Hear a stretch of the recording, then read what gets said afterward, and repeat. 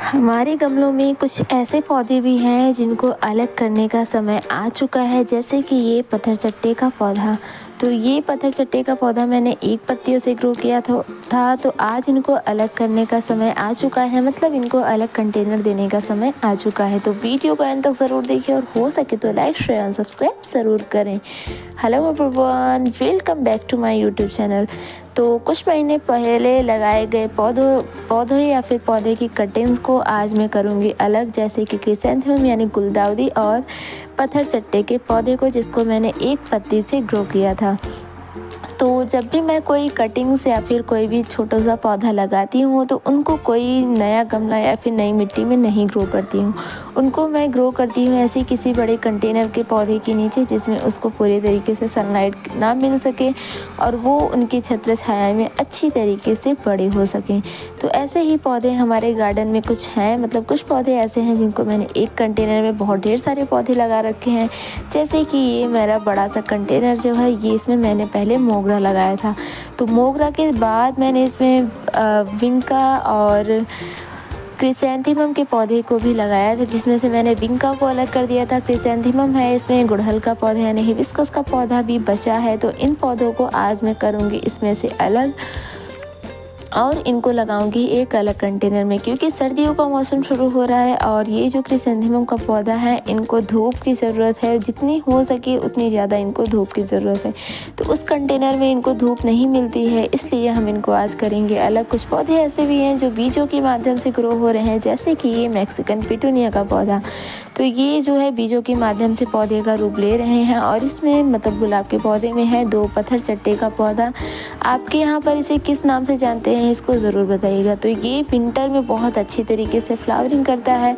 ये समय एकदम बहुत मतलब ये समय इनके लिए परफेक्ट है, इनको रिपोर्ट करने का या फिर इनको अलग करने का या फिर इनके पत्तों से इनको ग्रो करने का। तो इनके एक पत्तों से भी हम बहुत ढेर सारे पौधे तैयार कर सकते हैं। नर्सरी में गई थी मैं, वहाँ से मैं एक पत्ता लेके आई थी, वो भी बिल्कुल फ्री में, मतलब वो पत्ता टूट के ऐसे ही गिरा था तो मैंने उनसे पूछ के रख लिया था और उसको ला के मैंने जस्ट ऐसे मिट्टी में रख दिया था और वो उसमें से 3 पौधे मेरे बन के तैयार हो चुके थे। और अब आता है समय उनको अलग करने का। तो सबसे पहले जो है कंटेनर्स निकाल लेते हैं कि किन कंटेनर्स में रखेंगे। यहाँ पर मैंने कुछ बीजों को रखा है ड्राई होने के लिए, मतलब सूखने के लिए, जिसमें से सेलोसिया यानी कुक्कड़ फूल और लाल कटोरी मोरपंखी और बुलबख्शी यानी गुलियाबास का पौधे के बीज हैं, जिनको मैं हार्वेस्ट करके सुखा के रख देती हूँ नेक्स्ट ईयर लगाने के लिए। तो बीजों को आप भी ज़रूर ऐड करें, मतलब अगर आपके गार्डन में ऐसे पौधे हैं जिनमें से बीज बन रहे हैं तो उन बीजों को ज़रूर ऐड करें। उससे पहले चलिए हम अपने टॉपिक पर आते हैं, जिस टॉपिक पर आज का वीडियो है। तो कंटेनर्स में पौधे को लगाने के लिए सबसे पहले कंटेनर्स को खाली कर लेते हैं, क्योंकि ये जो कंटेनर्स इसकी मिट्टी काफ़ी ज़्यादा पुरानी है।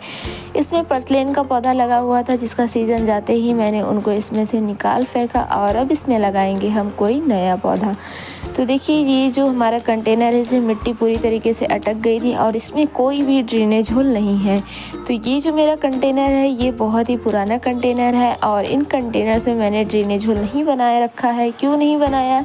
क्योंकि जब मैंने गार्डनिंग की शुरुआत की थी तो मुझे गार्डनिंग के बारे में 1% भी बातें भी नहीं पता थी, क्योंकि कोई बताने वाला नहीं था और उस टाइम पे फ़ोन वगैरह मतलब था बट उतना हम लोग यूज़ नहीं करते थे। तो इन सब चीज़ों को देखने का टाइम नहीं मिलता था और टाइम क्या, उस समय हम इतने ज़्यादा इंटरेस्टेड भी नहीं थे, सिर्फ गार्डनिंग का शौक़ चढ़ा था उस टाइम पे। ये होता था कि कितने ढेर सारे पौधे लाकर हम अपने गार्डन में लगाए, अपने घर को सुंदर बनाए। तो जब मैंने नई गार्डनिंग की शुरुआत की थी तो मैं ऐसे ही कंटेनर्स बॉटल वगैरह को पेंट वगैरह करके उनमें पौधे लगाया करती थी और ज़्यादा से ज़्यादा मैं पर्सनल और पोर्टुलुका का पौधा ही लगाया करती थी। तो इसमें मैं ड्रेनेज होल नहीं बनाती थी। मुझे ऐसा लगता था कि अगर मैं इसमें ड्रेनेज होल बनाऊंगी तो इसकी सारी मिट्टी जो है वो बहने लगेगी और अगर मैं इसमें पानी डालूंगी तो वो भी गिर जाएगा। मतलब उस टाइम पे इतना अक्ल नहीं था, इतना मतलब ज्ञान नहीं था कि ये सब बातें हमारे पौधे के लिए बहुत ज़्यादा ज़रूरी होती है, क्योंकि जैसे ही हम सांस लेते हैं हमारे सांस लेने के लिए बहुत सारे माध्यम, उसी तरीके से इन पौधों को सांस लेने के लिए उनको ड्रेनेज होल की ज़रूरत होती है।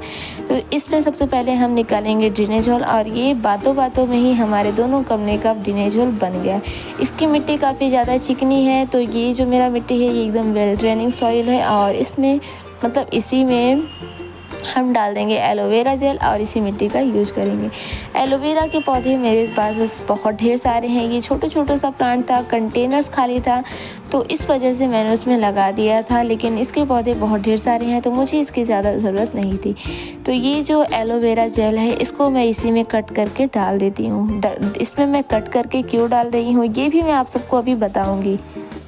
तो कंटेनर्स में इनको कट करने से हमें बहुत सारा फ़ायदा हो सकता है। जैसा कि पहला फ़ायदा जो है, ये अभी हमारे गार्डन से वेस्ट मतलब गार्डन वेस्ट बन चुका है, हमारे गार्डन के किसी काम में नहीं आएगा। तो पहली बात तो जो हमारा कचरा है वो भी कंपोस्ट हो जाएगा, मतलब उसको इधर उधर फेंकने की ज़रूरत नहीं है।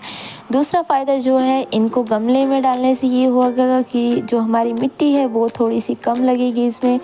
तीसरा फ़ायदा जो है हमारा वो ये है कि जो हमारा कंटेनर है उसका वेट लाइट रहेगा, मतलब वो हल्का रहेगा, तो उसको हम कहीं किसी भी जगह आसानी से रख सकते हैं, कोई भी प्रॉब्लम नहीं होगी।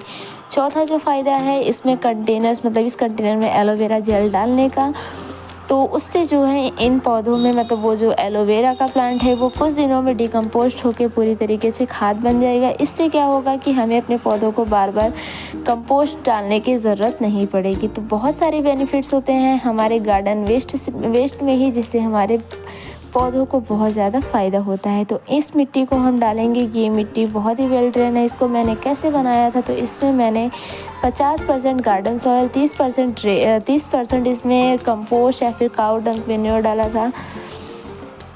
गोबर की खाद का ही मैं अपने गार्डन में ज़्यादा यूज़ करती हूँ, क्योंकि वो हमारे एरिया में बहुत ही ईज़िली अवेलेबल होता है और हमें बिल्कुल फ्री में वो मिल जाता है।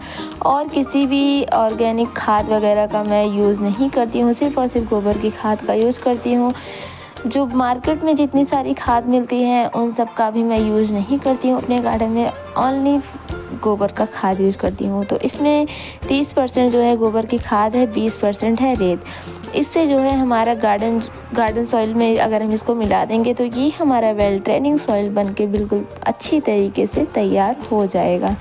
तो देखिए दोनों कंटेनर जो है वो हमारे भर चुके हैं, और ये जितनी भी चिकनी मिट्टी बची हुई है इन सब मिट्टी को उठा के हम इस कंटेनर में भर देंगे। जब हम कोई नया पौधा लगाएंगे तो इसमें रेत और कंपोस्ट डाल के इनमें ऐड कर लेंगे और मिट्टी हमारी तैयार हो जाएगी। तो देखिए सबसे पहले अलग कर लेते हैं पत्थर चट्टे के पौधे को, जो कि गुलाब के पौधे में है, और इसमें मतलब एक गमले में मैंने 2 पत्थर चट्टा का पौधा लगा रखा है।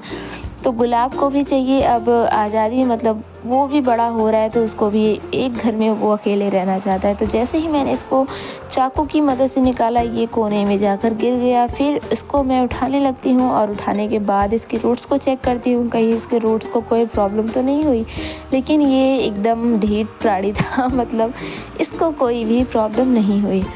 अब हम निकालेंगे इसी तरीके से दूसरे पौधे को। तो इसको मैं बहुत ही आराम से निकालती हूँ, जो कि पूरी तरीके से मिट्टी के साथ ही बाहर आ जाता है। ये वाला पौधा बहुत ही ज़्यादा प्यारा बच्चा था, क्योंकि इसने मेरी बात मानी और आराम से ये बाहर आ गया। वो वाला जो था वो उसको वही घर अच्छा लग रहा था, उसको नए घर में नहीं जाना था, उसको छोड़ के नहीं जाना था। अब बारी आती है यहाँ पर क्रिसेंथेमम की, जिसको मैंने कटिंग से लगाया था कुछ दिनों पहले, और इनमें इनको सनलाइट नहीं मिल पा रही है, इसलिए हम इसको करेंगे अलग।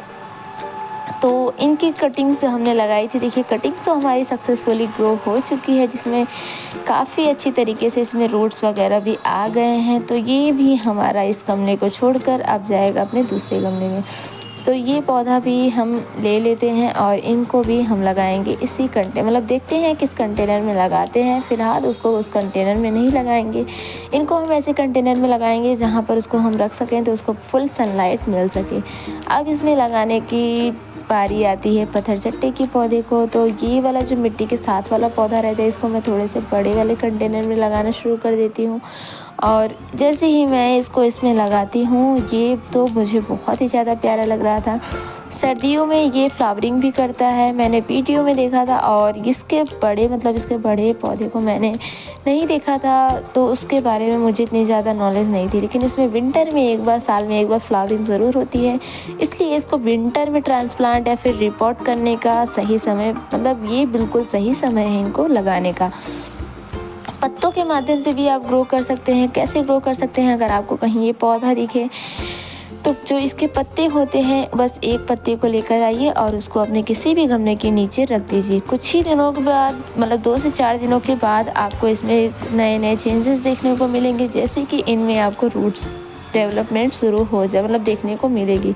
तो इसमें रूट्स डेवलपमेंट बहुत जल्दी होता है, और रूट्स के साथ साथ ही इसमें पत्तियों से नए पौधे बनना भी शुरू हो जाते हैं।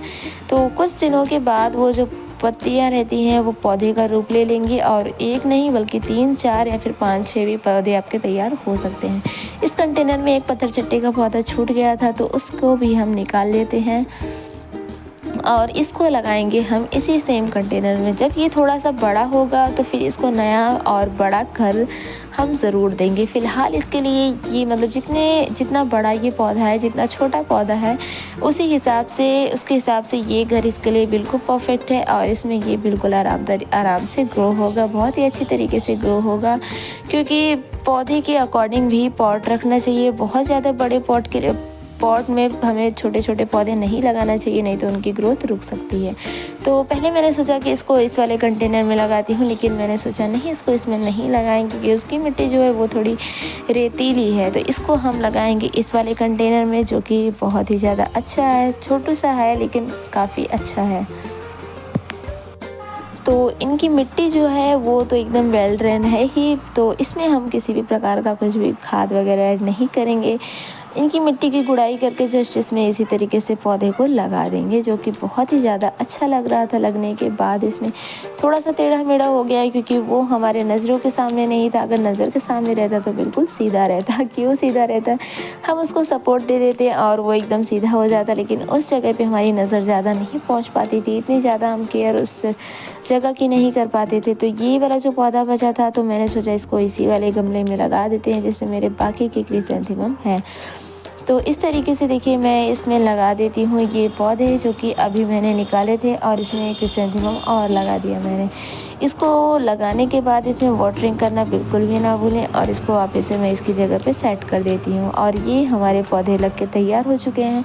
अब इनको रखेंगे हम सेमी शेड एरिया में, और रखने के बाद इसमें करेंगे वाटरिंग।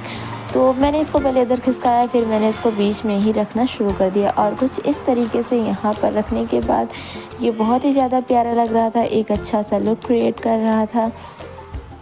यहाँ पर रखने के बाद अब हम सबसे पहले इन सबको क्लीन कर लेते हैं, और इन सबको क्लीन करने के बाद हम इसमें करेंगे अच्छी तरीके से वाटरिंग करना बहुत ज़्यादा ज़रूरी होता है, क्योंकि पौधे लगाने के बाद वाटरिंग करना कभी ना भूलें। और इसी के साथ आज का वीडियो हम ख़त्म करते हैं।